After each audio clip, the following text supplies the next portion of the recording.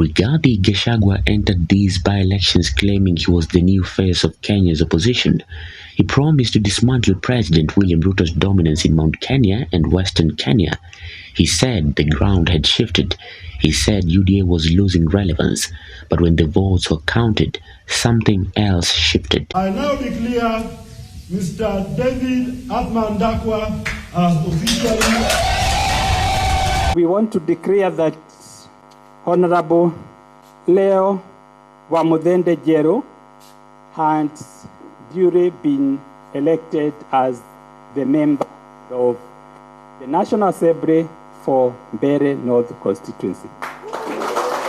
In Mbeere North and Malava constituencies, the first real test of his post-impeachment comeback, his coalition attacked hard, spent big, and rallied loudly. Yet, UDA walked away with both victories, leaving Gachagua's grand political reboot dented, delayed, and publicly embarrassed. This wasn't just defeat, it was exposure.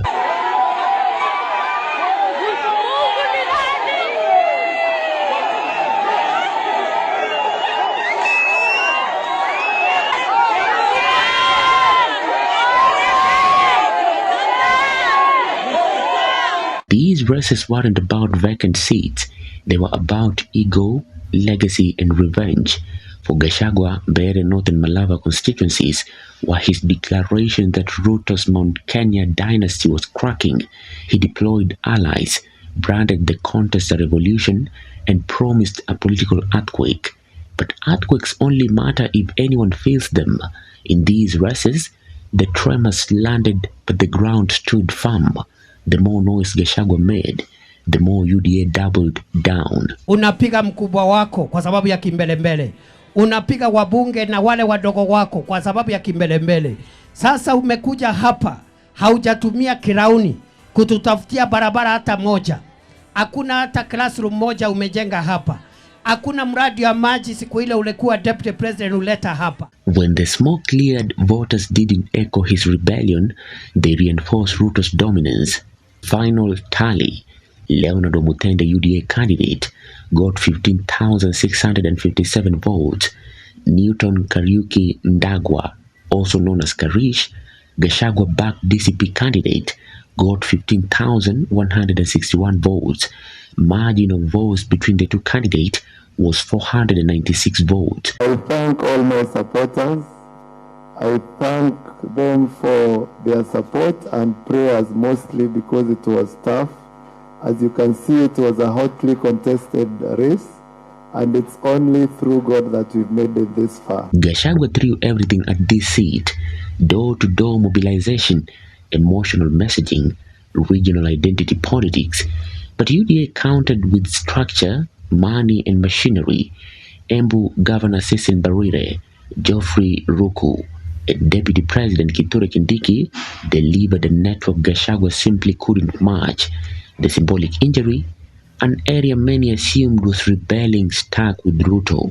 Nothing humiliates a politician faster than voters ignoring his prophecy. Wewe Goliathi, wewe Goliathi, wewe Goliathi, umetisha watu siku mingi, umetesa watu siku mingi, siku zako zimehesabika. Alhamisi tunakumalizia. Mene tekeru pasid. Malava wasn't expected to embarrass Gachagua. It did. Final tally: David Ndakwa UDA-backed candidate got 21,564 votes. Seth Panyako DAP and Gachagua's orbit got 20,210 votes. Margin of votes between the two candidates was 1,354 votes. Ningependa kumshukuru party leader wangu, His Excellency President William Samoei Ruto, kwa kunipatia nafasi kwa chama chake ili nikuwe mgombea wa kiti cha ubunge cha Malava. Napenda kushukuru watu wa Malava kwa kujitokeza na kutoa statement moja na kunipatia nafasi ili nipate kuongoza kwa hii sehemu ya Malava. Gachagua's camp tried turning Malava into a referendum, alleging inducement, state force, and campaign interference, But without concrete evidence, the narrative collapsed. Panyako conceded without delivering proof.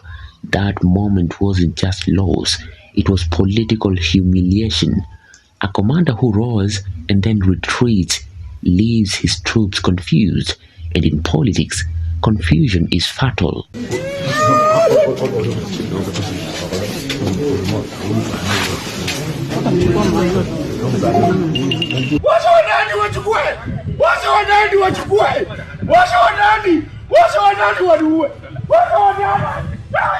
Three things Ruto achieved: neutralized a rebellion before it matured, proves Gachagua's coalition lacks ground infrastructure, turned narrow wins into psychological dominance.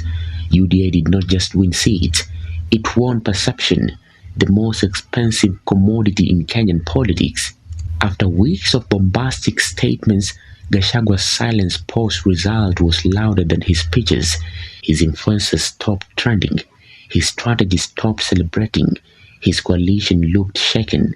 Commentators called it the day Gachagua realized noise isn't a structure. Mimi nilitangazia nyinyi tumefungua hoteli ya Kasongo na Soprano na Ruko na Karinda na Mudhende, alafu hoteli si tumefunga sasa.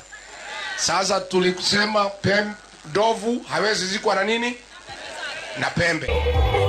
Aha! Wapi nduru wewe? Wapi nduru wewe? Wapi nduru bana wewe? Wamubele wamubele wamubele wamubele wamubele wow.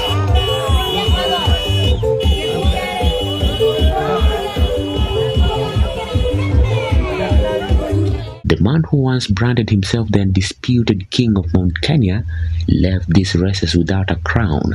These by-elections were not the climax, they were the warning. For Gachagua, momentum stalled, strategy exposed, relevance questioned. For Ruto, loyalty reinforced, message sharpened, 2027 clarified. Gachagua entered as a challenger, he left as a reminder. Power isn't declared, power is proved. And in Mbeere North and Malava constituencies, Ruto proved it. Gachagua was humbled. For Maisha TV, I'm William Juma.